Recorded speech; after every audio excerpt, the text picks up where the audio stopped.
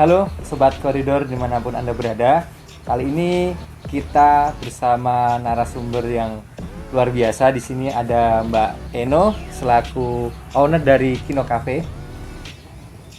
Oke, langsung saja mungkin kita langsung tanya-tanya ke Mbak Eno aja nih tentang kenapa sih Mbak Eno dulu memutuskan untuk membuat kafe seperti ini gitu kan, seperti Kino Cafe.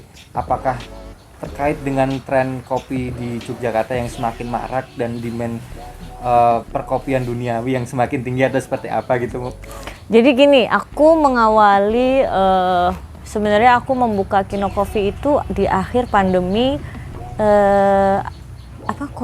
corona yang gitu ya. Tapi yang seri terakhir bukan yang SARS. Delta. Yang seri terakhir itu.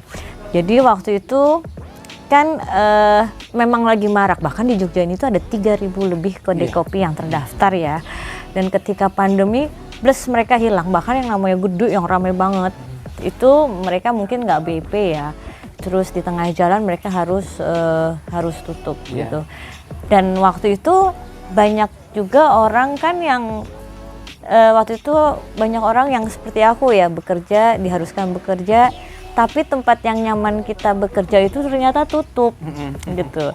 Akhirnya ketika aku tunggu dan mulai marak lagi, yang mereka yang tutup ini masih bingung ini mau buka lagi atau bagaimana. Akhirnya aku buka dan itu jadilah menjadi Kino. Jadi ini sebenarnya sih tempat co-working space tapi open space gitu.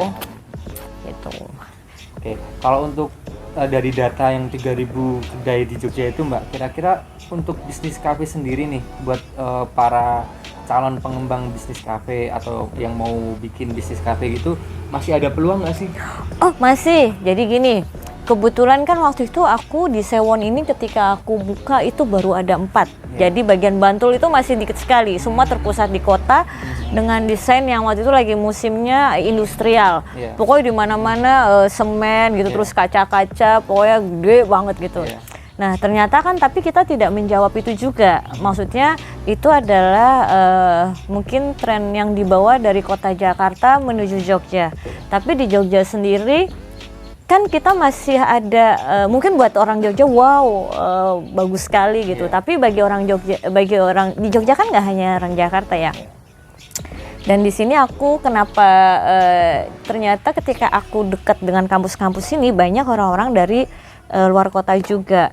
Jadi mereka tuh yang sudah bosan dengan Yogyakarta yang dibuat seperti kota metropolitan gitu loh.